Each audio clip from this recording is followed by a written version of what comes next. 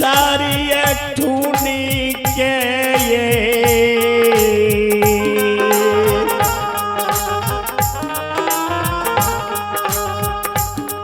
ठूनी के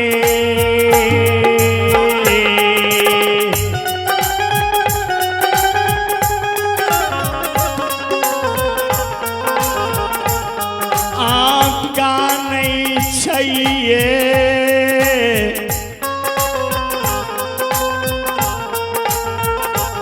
मैया का माला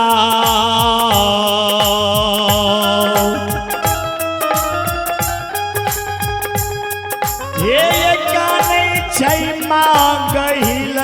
के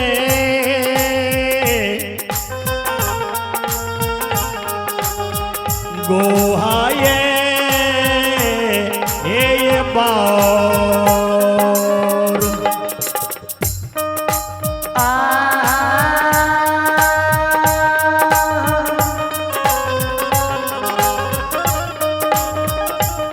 मैया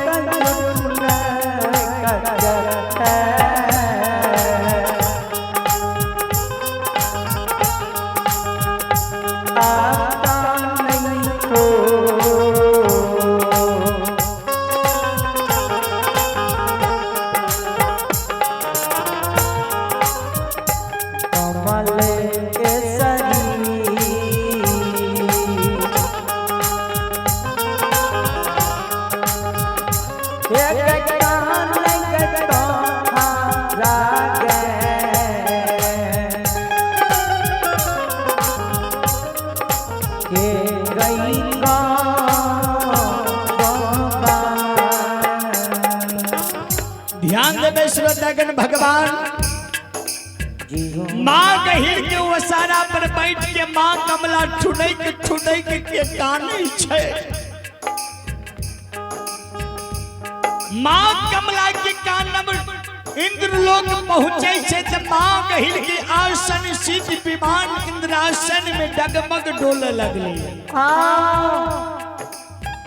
माँ गहिल इंद्रलोक में देखे छे जे नरलोक मर्द भुवन गहिल के गोहबर के ओसारा पर बैठ के हमर छोट बहिन कमला हमरा ठुनैक के हमरा गोहबर में काइन रहल छे। जी हां माँ गहिल इंद्रासन से रात पर बैसल नरलोक मर्द भुवन गढ़िया गांव एलखिन। ददा पुरन के माँ कोयला के द्वार पर गहिल के गोहबर रहे। गहिल के गोहबर के आंगन में हरियर चंदन वृक्ष गाछ रहे। गाछ के नीचा में माता गहिल रथ के बिल में दिलखिन। रथ से उतर के माँ गहिल अपना गोहबर में प्रवेश भेलखिन। आये चूटा किए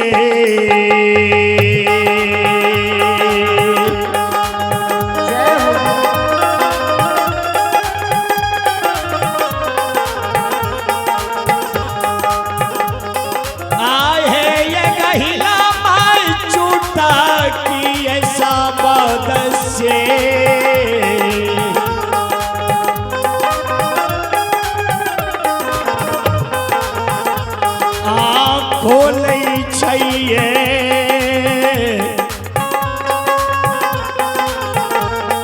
गहिला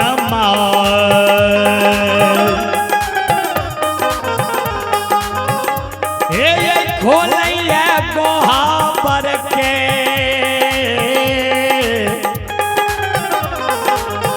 मैया ये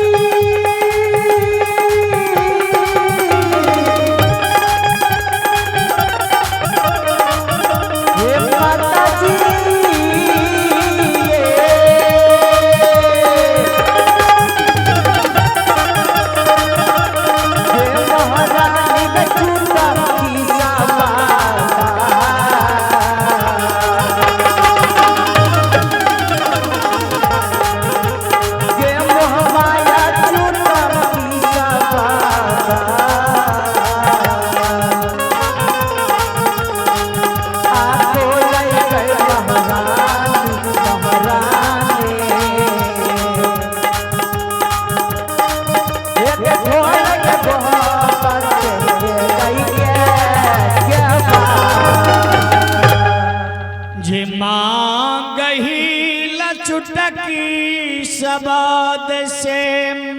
गोबर के बारी माँ गहिल खुली छैये।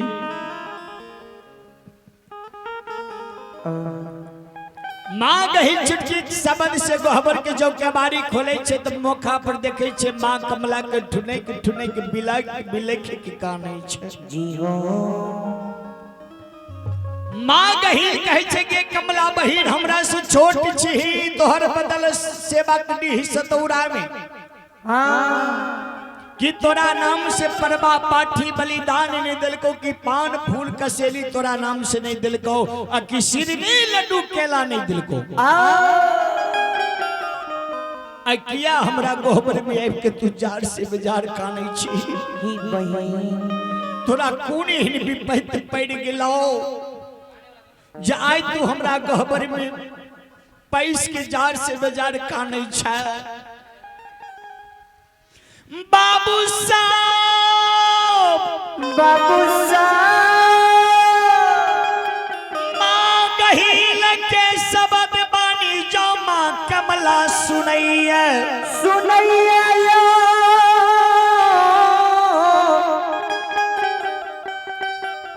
मैया कमलेश्वरी माँ कमला कहिया गे गहिल बहिन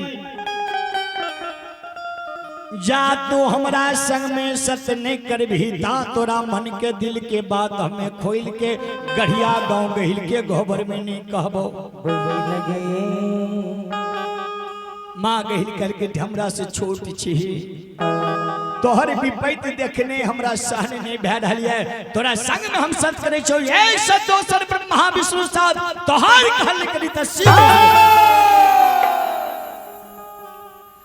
माँ कमला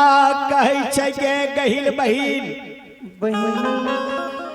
ने हमरा परवा पाठी के कमी भेले ने पान फूल कसेली के कमी भेले ने लड्डू सिरनी ने संदूर टिकली के कमी भेले कल के तब की तरह घट गेलो जे हमरा गोबर में पैस के तू कानी छी कल के हमरा संग में सत कह लली जहिना तोहरे बगतर सेवक नी सतोराम जाए के हमरा बदल रहो सेवक के चढ़ल पूजा भंग कह दिलको तहिना तोरा बगतर सेवक के भरले जुआ जवानी में बोरिया में हमें प्राण के हरण के लबौए लेबोगे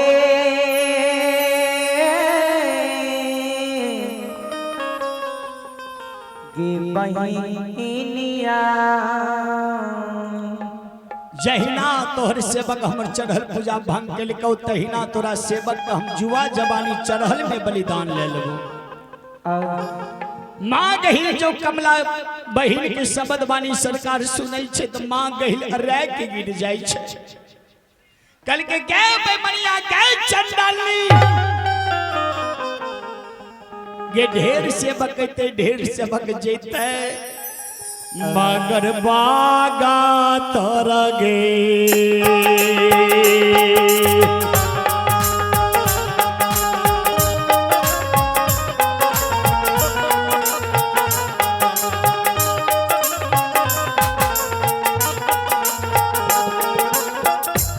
आए है के सहोदारी के बागा तारा के सोना ने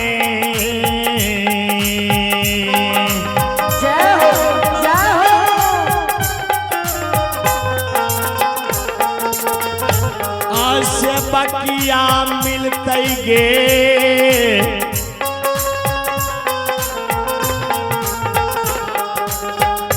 ये कमला बहिन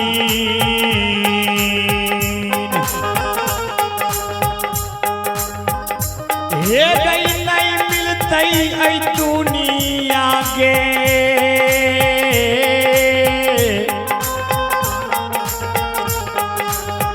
सान गे हे गे सा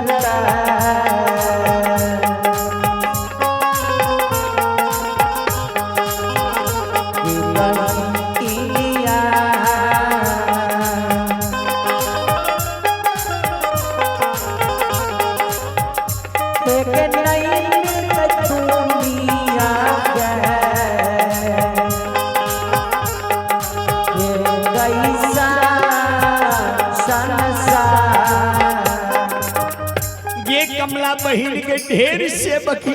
ढेर सेवक जेता मगर हमरा बगतर सनक सेवक दुनिया संसार में नहीं मिलता हे बहिन कोना हम अपना बगतर सेवक के अपना हाथ से ये तोरा हाथ से बोरिया में हम प्राण के हरा देबो केना हम बगतर के बोरिया बन में मार देबै जाओ बगतर सेवक के बोरिया में मार देबै तो कोयला हमर सेवकनिया गढ़िया गांव में केना बेटा के देख के धैर्य बांधता है ओ परमात्मा केना भगतर के भीड़ा मती पति वर्ता धर्मात्मा सरकारिया में धैर्य जपा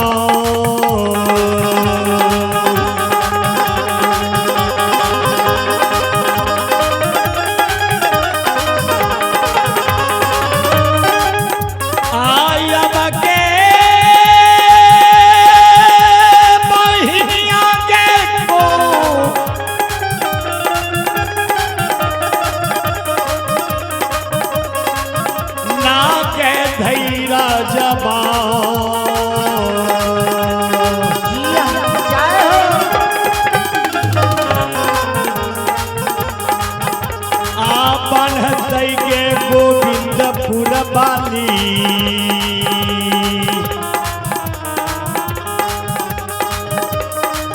हे गे बान्हतै गे गालिया गे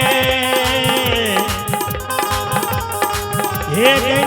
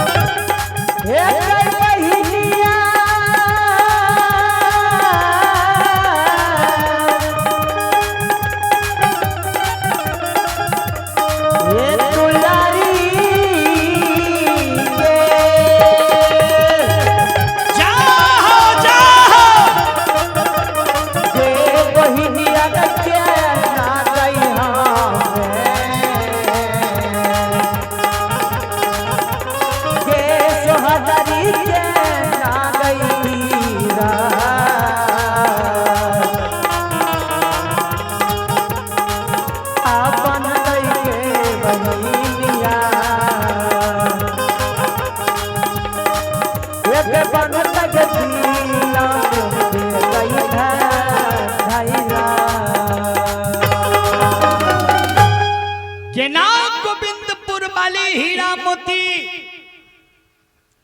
गढ़िया नगर में धैर्य बांध के रहते जे बोलले से बोलले आए दिन से इस शब्द बानी तू नहीं बोली है मांग मांग हमरा से और कौन वस्तु मांगे छे माय कमला कहल के नहीं सत्य कली आई बगतर सेवा के काल बड़बड़िया में प्राण नहीं ले भी तो सत्य में तोरा कलंक लग जितो धर्म में कलंक लग जितो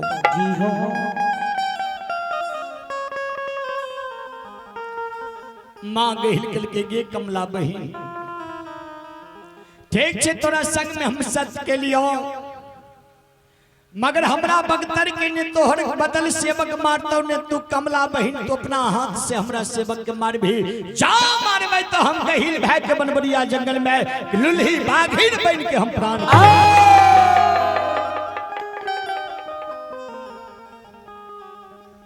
बाबू साहब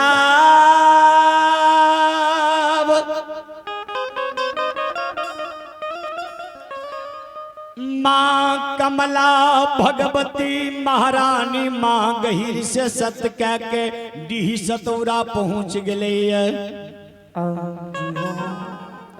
डीह सतौरा में जब मामा बदल रहा तो माँ कमला के गहबर में जब पेटकुनिया लादने रहे 7 दिन 7 रात अन्न और जल बगैर बीत रहल छे माँ कमला जाके बदल के कहे छे सेवक बड़ी एक खुशी के बात छे काल हाथी पर चढ़ जइहो होता कसाय के तीर धनुष हाथ के ले लिहो सैना सज के बनबरिया जंगल चलिहो काल बगतर के बरिया में प्राण के हर निकाल लेबे उठो उठो गहबर से उठो चल चल दतमैन करा कुलाचमैन करा स्नान करा भोजन करा मामा के बड़ी मन खुशी भए गेले जे काल भेगना के हम प्राण हर निकाल लेबे सरकार जौनिसी भाग कन्या रात भेले जयपति वार्ता हीरामती के बगतर बाबा गोविंदपुर से गौना करे के गढ़िया सासुर लेने छले। वही पति वार्ता नारी के 6 महीना गढ़िया गांव सासुर में बीत रहल छे। 6 महीना बगतर बाबा कहियो कोहबर घर वही पति वार्ता नारी के भेंट मुलाकात करे नहीं कहियो ले। कोहबर घर में हीरामती मां गहिल के नाम से काने छे गे बेमनिया गे चंडाली गे छलनिया गे टकनिया गे बुढ़िया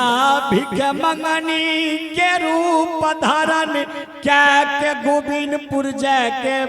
मनुष्य के बरतुहारी मनुष्य होइया तू देवता भै के हमर बरतुहारी कैले छले।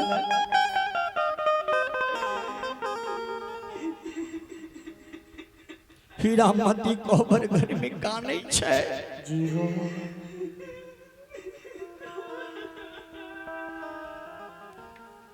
जार से बेजार हीरामती काने छे लेट लेट के।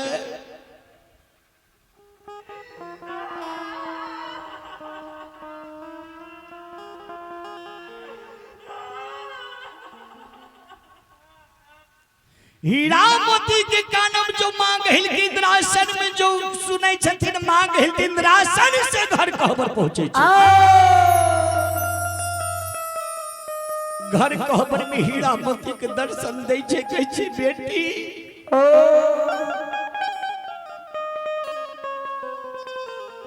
किया तू कानै छ।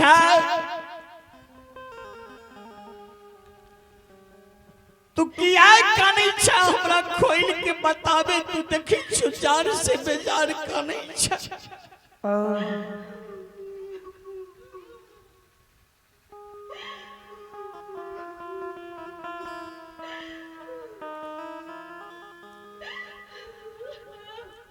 हीरामती कहे छे कि मां गहिल के बेमनिया के चंडाली जाई समय से हमर पति देव गोविंदपुर से गौना करे के गढ़िया सासुर लेल के आज 6 महीना हमरा बीते छे। काल हमर भैया गोविंदपुर मरहरा से डोला बांस कहार लेके चले ते डोला बांस कहार पर हम बैस के चल जेबै सासुर से नैहर सखी सहेली हमरा पूछते तो कौन जवाब देबै।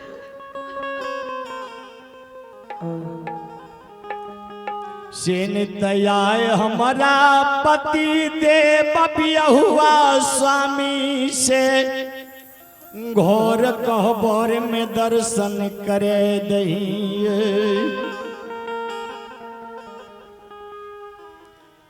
सरकार मांग ही जो हीरामती के शब्द बानी जो सुनै छे मांग ही कहे छे बेटी नहीं कान नहीं कान। आवाज तोरा 1 से 2 घंटा में तोरा पति देव से जो दर्शन न करावी तो फिर कही हमर नाम में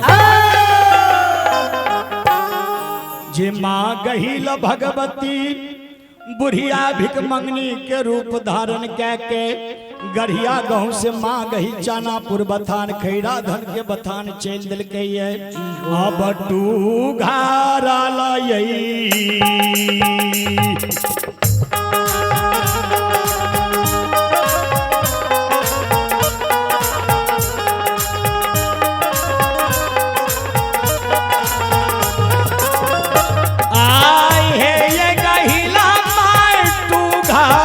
रलये बाटिया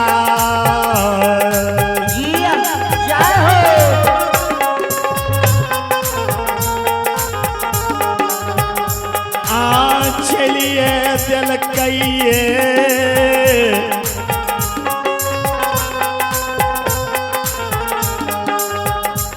गहिल मोरी माँ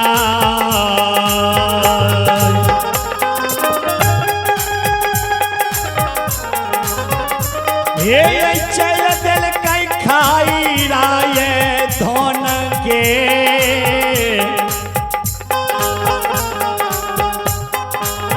मैया ये बात था हो कथा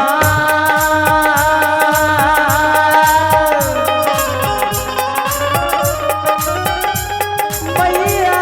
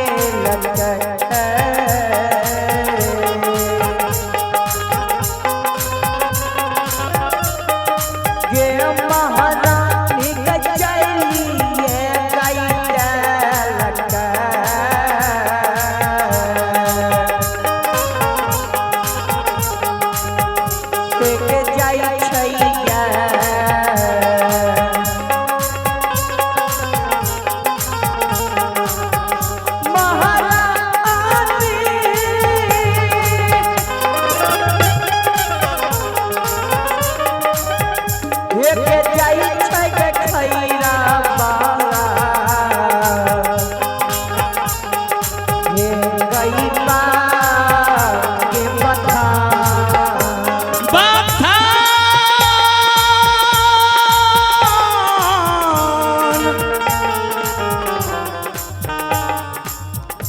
ए गहिला मोरी माया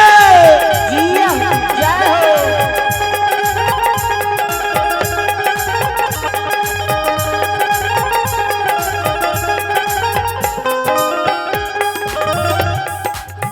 या भई जननी घरी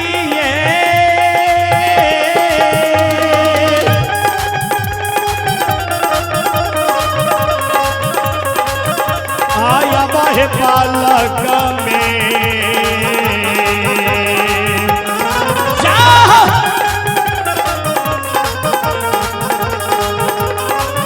आया ये जननी घरी जिया जय हो आया बाहे पाल में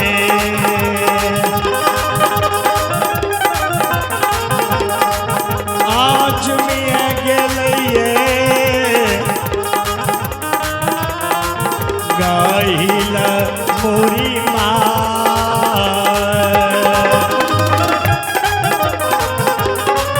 हे जिम गेले खाई राके हे ये माथा ओ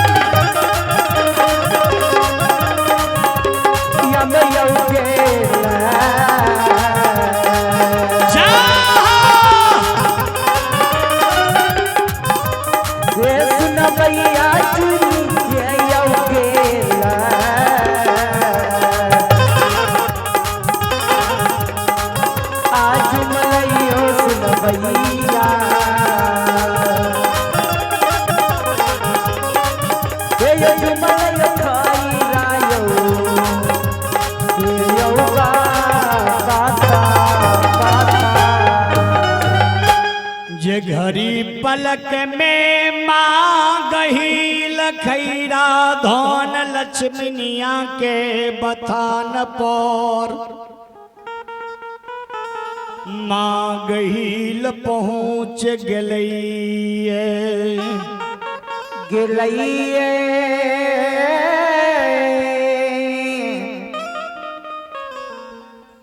हे गहील